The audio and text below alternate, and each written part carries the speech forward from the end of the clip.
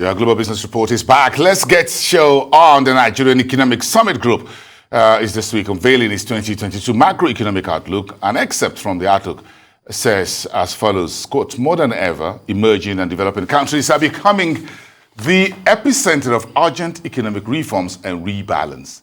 This drive is premised on the need to promote higher productivity, achieve economic efficiency, and deepen inclusive development in the face of global economic downturns, end of quote. Joining me to discuss deeper into the Nigerian economy in 2022 is Gospel Obele. He's the chief economist at Streetnomics Ltd. You call them the Streetwise. Thank you. Good morning, good to see you. First time in the new year, yes. 2022. It's good to have you here. Same here. We have a whole lot of grounds to cover, but when you get to the beginning of the year, we start the ritual of looking at what happens, what will not happen in the year. So this kind of economic forecast. So is Nigeria a productive economy? How do we achieve higher productivity? Well, at the moment, Nigeria is not a productive economy because when you look at it from a necessary condition standpoint, human capital, education, health, ease of doing business, infrastructure, technology, and markets, all right, there are still major developmental concerns across board, all right? So the question of how do we begin to tilt into productivity? Well, it's first to deal around the structural elements in the first place that hamper, militate against productivity, all right? Correcting that as well as getting a critical mass of your own people on the mainstream to drive for economic productivity. Structural issues, give me one or two. Infrastructure is a major bit of the whole conversation. And you also want to talk about ease of doing business at least. You also want to talk about education, all right? And what's the ratio of those who are educated, all right? And probably getting the right and necessary skills, all right? And the markets, in a sense, to absorb those skills as it were, and then exporting and all of those. I don't know, but I have got issues with you economics because on the side of the government, they will say we've got economic sustainability, we've got the NES, then we have the economic ESG, which the government is. Plan, then we got the economic recovery plan, the ERGP, then we're talking about the National Development Plan. Are these not conditions necessary that will ensure that we'll become productive? These are just policy documents in the sense, all right? We've not effectively moved from policy documents to the correct implementation. Emphasis on correct implementation. You could be implementing, but you may not be implementing correctly, all right? So how are you deploying these solutions across in the different regions, all right, and tying up together in the mainstream productivity What I'm trying to find out from you is, what do we fix first? The structural defects of the economy or the policies such as the new national development plan? Which one should come first, the egg or the chicken? Honestly, I think it has to go together because right now, the Nigerian economy is such in a complex position where you can't leave one thing and it's more or less interdependently woven in terms of impact and how, So you need to fix structure as well as develop the right policy framework to take structural results, all right, for sustainability issues, which is a sufficient conditions now we haven't even talked about. All right, so until all of that is happening, we can't effectively say that our developmental plans are in good motion towards getting the right results. Where is the place of informal sector in this conversation, my friend? Unfortunately, it takes about 60% of the Nigerian economy. All right, so there are big questions on how are we enabling the informal sector, not necessarily turning informal into formal, because there's a lot of nuances around that already. So how are we enabling the informal? What level of inspiration, guide, and infrastructural development and all that, all right, we're using to help the informal sector get into a place of productivity first before we convert into formal sector. All right, so we've left a lot of people behind and a lot of economic agents behind. And until we begin to take all those efforts into the core productivity pool, we may not be able to make any sense out of it. But the government says, look, it's going to be about tax and revenue. Yeah, the government already has a revenue crisis on the table, and we can't ignore that. But then again, it's sort to put the last things first. All right, you need to first inspire productivity.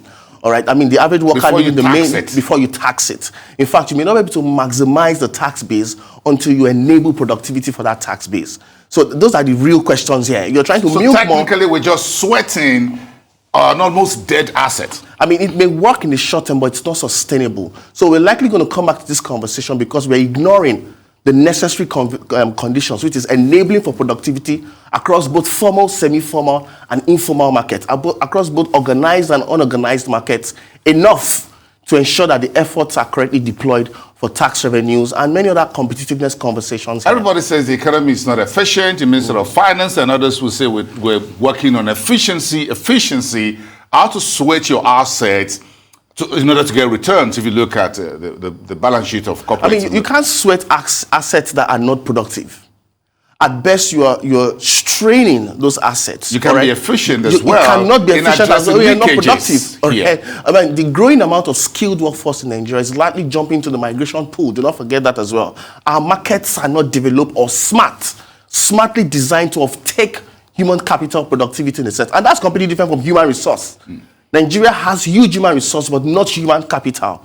All right. So until we begin to enable our assets towards more productivity, we cannot get to efficiency. Efficiency is a sufficient condition. Productivity is a necessary condition that has to happen first before you talk about efficiency. But then, our conversations are around political correctness. So when we talk about trying to address leakages, what are we talking about? When the Minister of Finance, for example, she is the one who often uses that phrase. So addressing leakages, what does that mean? Really, in your opinion, as Streetnomics, what do you think? Honestly speaking, I think leakages are a function of the structural deficits we have, number one. Two, because you also haven't fixed the structural issues, you're trying to use policy solutions to solve structural problems. In the course of doing that in the face of complexities or a VUCA economy, you create more leakages in the sense. So the correction has to be done at the base level first of all. In many of the leakages we have right now in the Nigerian economy are self-induced over time as a result of poor economic management in trying to deal with structural issues. All right, CBN also has the role to play with it.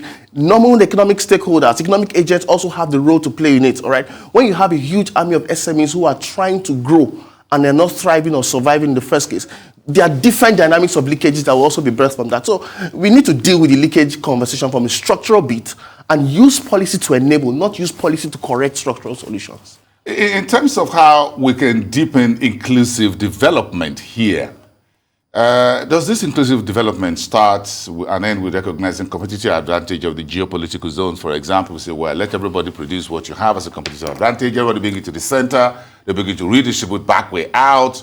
Structurally speaking, again, we're back to that phrase. My concern about inclusive development is how much of your own people who are skilled are jumping into the productive workforce to stir the inclusive / competitiveness game. So you borrow money from a particular country, all right, they sign the agreements, they come build all the infrastructure for you, and then your own people are carrying shovels and doing all the you get the gist now, not the technical core engine roles, or roles that are stirring for economic productivity. We can't find a lot of Nigerians there. All right, so even if you build infrastructure, exactly, we're building airports, how much of Nigerians are inclusive on that mainstream competitiveness conversation? That's the big question around inclusion. Because once you can get Nigerians there, then you can improve human capital, productivity, earnings. So when we say there is cheap labor in Nigeria, what do we mean? Is it about cheap labor or cheap laborers? Differentiate the two, are they the same? Well, it depends on the context you're looking at it from, or the sectoral engagement. We have cheap laborers. We have cheap laborers, we also have cheap labor. Then you also have, by construct, sort of underemployment. A lot of Nigerians have what it takes, but the opportunities are not widespread. So if you're thinking of inclusion, you also have to think of how are we designing opportunities to get to the average Nigerian who has what it takes. So sometimes market development for productivity and competitiveness is not just a function of what you have comparatively. You're telling me that we're borrowing so much, but we're not yet benefiting from the technical managerial competence transfer and engagement, to come with that trillions of naira we're borrowing. Exactly. So even if you're borrowing and you're deploying in capital expenditure, which in this case is a different conversation, in terms of, the spread of how those dynamics work, you are not enabling a critical mass of your own people, of your own skilled workforce, get on the game. Sometimes market development is not just a function of demand and supply. There are other variables and interferences in the mix that could shape for how opportunities are evenly distributed. And at the end of the day, all right, once a critical chunk of the people can access that, then they have opportunity to earn more, to get more results for their skills, and they're more competitively facing when you look at it from a global standpoint, talent pool and engagement and all that stuff. So we've not gotten the basic dynamics right on how to manage a complex, really complex economy. Again, if you want to think about it from a regional angle, right? If states begin to grow competitively, there has to be a regional base to harmonize that competitiveness. And then across different regions, you're collectively pulling those energies together. Who should be driving that? The federal government should reach. That's where economic restructuring comes in. Enabling and empowering the state, even the states, to have to be willing and ready. In many cases, many states are not commercially viable, or they don't have the technical know-how Are they not commercially viable, or they are not just willing to do it? I don't think there's any part of Nigeria that is not viable. Call it out for me. The potential, the viability conversation is the potential that currently exists. Yes, all right? Potential. Exactly. So you also do not have the will and capacity. You know, you may have the will, but you may not have the capacity. You may be willing, but you're not able to unlock those economic potentials. Until we have the three happening: willing, able, and ability to unlock genuinely, and scale for a critical mass of your own populace, then we cannot see any transformative engagement in terms of competitiveness and inclusive development. Anything short of that, no matter how many development plans you have on the table. Okay, so this is 2022. Do you think we can get the needed economic reforms in a pre-election year? Well, I think 2022 is all about correctness, because this is going to be the first true test of power for the current administration and the current ruling party, in quote. I mean, in the sense that what we are going to be having in terms of economic results and output will be viewed from the lens of what is important or relevant to gain or retain political positioning for 2023. So to talk about political will. Yeah, we've taken our fingers off the fuel subsidy button. I mean, that's a political conversation if you want to look at it, because you're trying to just delay all those conversations so that as to get more wins. But the economy is already in a very bad shape. Whether you subsidize or not, it's currently in a bad shape and may worsen. But even if you subsidize, I mean, if you take out the subsidy in the sense, you transfer cost back again to the average Nigerian. So what the current administration is probably trying to do is to slow down the impact of that cost pressure. But then it's currently examining. But there's another cost for slowing down. Bread is already 700 naira. So the average Nigerian is caught in a poverty trap, just trying to live through on a day-to-day basis. So these conversations are really complex at the base level of poverty trap, human productivity dynamics. And until we take political correctness out of the table, we may not be able to unlock any reform prospects for 2022. So policy direction around job growth, is it working?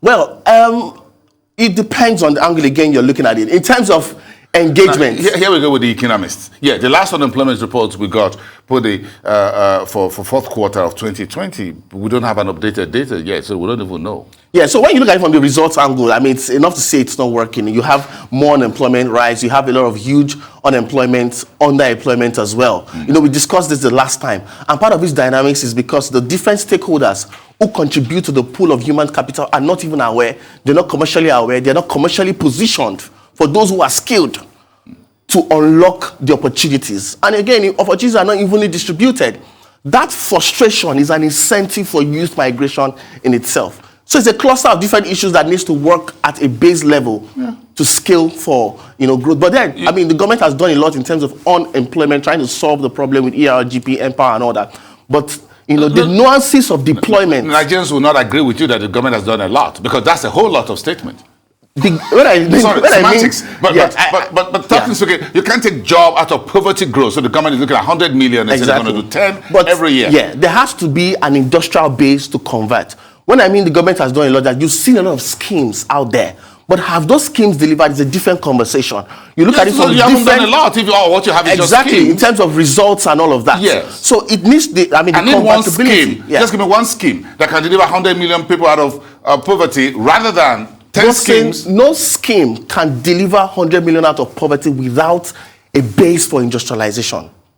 So we're trying to roll out employment narratives or job creation engagement without fixing. And it takes me back to the structural question of productivity in the first place. So are we productive? And I mentioned that until the structural elements are dealt around unlocking for productivity, and then you have a lot of your skilled workers on that pool, we may not be able to genuinely. Gospel Obele, my last question is about the power supply, but you've all talked about it in terms of structural issues. I'm not sure we'll structurally test with it. There's no need to ask you that question anymore. Thank you very much. Thank you for having me. Thank you very much. It's great to have you.